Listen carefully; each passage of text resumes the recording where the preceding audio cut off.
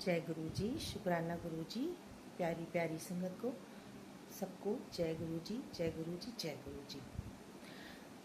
और आज जैसे कि आज थर्सडे है, थर्सडे का दिन है, श्री हरि विष्णु भगवान का दिन होता है आज का, और सबसे आनंद से भरा दिन होता है आज का। कितना भी हो, दिल खुश करने के लिए कुछ ना कुछ तो करना ही पड़ता है, नहीं संगत जी। आज का सत्संग है कि कभी भी किसी के साथ, गुरु जी कहते हैं कि कभी भी किसी के साथ बुरा नहीं करना चाहिए, क्योंकि ये नियति है, पलट के ज़रूर आती है। जितना हो सके दूसरों के लिए अच्छा ही करें, अच्छा ही करना चाहिए। अगर हम अक्सर सोचते हैं ना कि उस इंसान ने मेरे साथ बुरा करा है तो मैं उसे क्यों छोड़ूं, मैं भी उसके साथ वैसा ही करूँगा। तो गुरु जी कहते हैं मैं फिर किस लिए यहाँ बैठा हूँ, जब इंसाफ तुमको ही करना है तो मैं क्यों बैठा हूँ यहाँ पे।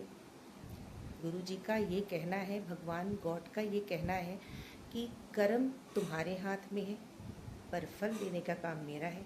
तो अगर मैं उसको पनिशमेंट दूंगा तो उसमें भागीदारी तुम्हारी भी होगी।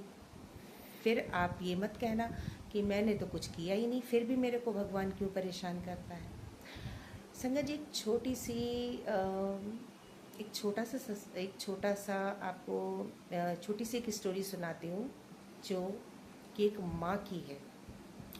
माँ की स्टोरी है कि एक आंटी होती हैं, तो वो रोज़ रोटी बनाती, और रोटी जो है एक पहली रोटी निकालती थी तो एक फ़कीर आता था तो उस रोटी को मांगता था।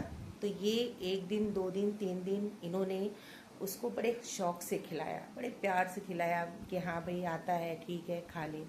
लेकिन जब उसकी ये उसका नेचर जब बन गया, कहते हैं ना, जब आप किसी को निवाला खिलाते हो ना तो वो एक आपका एहसानमंद हो जाता है।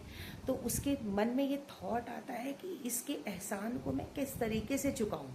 तो इसलिए वो उस आपके पास आता जाता रहता है। लेकिन हमारी ये इंटेंशन होती कि ये हमारे पास आ रहा है अपनी ज़रूरत के लिए, मगर नहीं, वो ये देखता है कि आपको मेरी ज़रूरत कब पड़ती है। लेकिन वो चीज़ हम नहीं समझ पाते, और यहाँ पर वही गलती हो रही थी।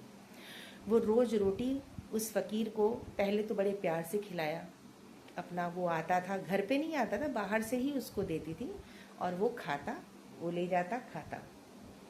लेकिन रोटी जब वो खाता था ना, जब वो रोटी लेके जाता था ना, तो वो कहता था एक चीज़ कि जो है क्या बोलते हैं, कर्म का लेखा पलटकर वापस आएगा, कर्म का लेखा पलटकर वापस आएगा।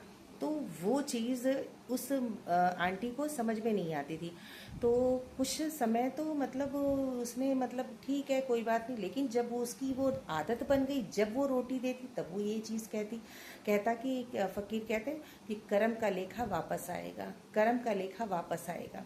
तो एक दिन उस आंटी ने, जब काफ़ी टाइम बीत गया, 1 महीने बीत गया, तो उन्होंने क्या करा कि उस रोटी में, हालांकि उनकी वो नहीं थी, क्या बोलते हैं, नेचर, उनका नेचर ऐसा नहीं था, लेकिन उसने उस दिन, वो कहते हैं ना, ये दिमाग जो होता है ना, कुछ भी करवा सकता है, नियति कुछ भी करवा सकती है। तो उसने क्या किया कि उस दिन रोटी में उसने आटे में पॉइजन डाला, गोली डाली कि अब आज मैं इससे इसका बदला, अपना बदला रोज़ का ज़रूर लूँगी। हमेशा ये कहता है, तो मेरी रोटी खाता है, मैं इसको रोटी बना कर देती हूँ, और ऊपर से मेरे की रोटी खाकर भी कहता है कि क्या बोलते हैं, कर्मों का लेखा वापस आएगा, कर्मों का लेखा वापस आएगा। अच्छा जी, फिर इसके बाद क्या हुआ कि संगत जी, फिर क्या हुआ कि 1 दिन की बात है कि उसने फिर वही पॉइज़न डालने के बाद फिर उसके दिमाग में पता नहीं क्या आया उसके दिमाग में, नहीं समझ पाई। वो रोटी उसने उठा के वहीं रख दी, फिर से उसने रोटी दूसरी बना कर दी उस फ़कीर को। कहते हैं ना, अगर आपका मन साफ है और अचानक से कभी आप गलत करते हो ना, तो ऊपर परमात्मा जो है, अगर हम गुरु से जुड़े होते ना, गुरु हमें गलती करने ही नहीं देते। उन्होंने यहाँ पर यही किया। उसने रोटी बनी, रोटी बना के उसने रखी और रखने के बाद फिर से उसने दोबारा रोटी बनाई, है ना, अचंभे वाली बात। रोटी बनाई, फिर वो फ़कीर आया, फ़कीर लेकर गया, फिर वही बात उसने बोली। उसने कहा जाओ कोई बात नहीं, अब क्या करे कोई। फिर उस तो कई दिन का उसका बेटा घर से गया हुआ था बाहर, मतलब कि मैं जा रहा हूँ बाहर कमाने। तो उसका बेटा जो है उसी दिन, जिस दिन वो रोटी उसने उसको दी और उसने पॉइजन वाली बनाई थी, उसी दिन उसका लड़का वापस आया। दरवाज़ा खटखट करी तो इसने कहा कौन हो सकता है, देखते हैं, खोलते हैं। जब उसने दरवाज़ा खोला तो उसने देखा, वो तो हैरान हो गई, क्योंकि बच्चे के कपड़े फटे हुए और बिल्कुल ऐसे दुबला पतला सा हो रखा। वो परेशान हो गई कि ये मेरा बेटा ये है, और बिल्कुल धूल मिट्टी गर्द में पूरा एकदम कपड़े सने पड़े उसके। तो उसने अपने बेटे को गले लगाया, उस माँ ने भी अपने बेटे को गले लगाया और बेटा भी अपनी माँ के गले लगा और खूब रोने लगा। और इसके बाद फिर उसने अपनी माँ से सारी चीज़ें बोली कि माँ मैं यहाँ से बेटा तुम, मतलब माँ ने पूछा कि बेटा तुम इतने दिन कहाँ पे थे कि तुम्हारी ऐसी हालत, तुम तो यहाँ से बोल कर गए थे कि मैं जा रहा हूँ कमाने के लिए, और ये क्या समस्या हो गई। तो उसने कहा माँ मैं जब यहाँ से गया तो मेरा सब कुछ चोरी हो चुका था, सब कुछ मेरा चोरी हो गया था, सिर्फ मेरे पास कुछ भी नहीं था, सिर्फ ये कपड़े के अलावा। तो एक फ़कीर आता था, वो अपने हिस्से की रोटी मेरे को खिलाता था, अपने हिस्से की रोटी मेरे को खिलाता था, वो खुद नहीं खाता था। तो आज भी वो आया, अपने हिस्से की रोटी मेरे को दिया और खा के फिर मैं आया हूँ यहाँ पर।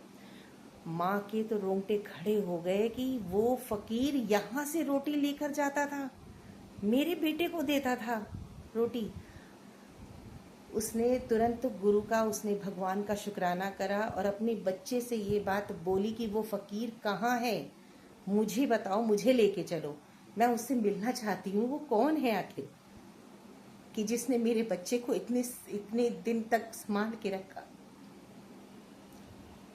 फिर वो बेटे को नहलाती है, धुलाती है, फिर बेटा कहता है चलो माँ मैं आपको मिलाता हूँ चल के। फिर वो फ़कीर के पास जाती है, फ़कीर के पैर पड़ती है, कहती है बाबा मुझे माफ़ कर दो, आज मेरे से बहुत बड़ी गलती हो गई। बोले क्या हुआ? कहें आप मेरे को बोलते थे ना हमेशा कि कर्मों का लेखा वापस आता है, तो मुझे नहीं पता था कि आप जो मेरी रोटी लेकर जाते हो आप मेरे बच्चे को देते हो, लेकिन उस दिन जो मैं कर रही थी वो गलत था, तो मैं ये ऐसे ऐसे कर रही थी।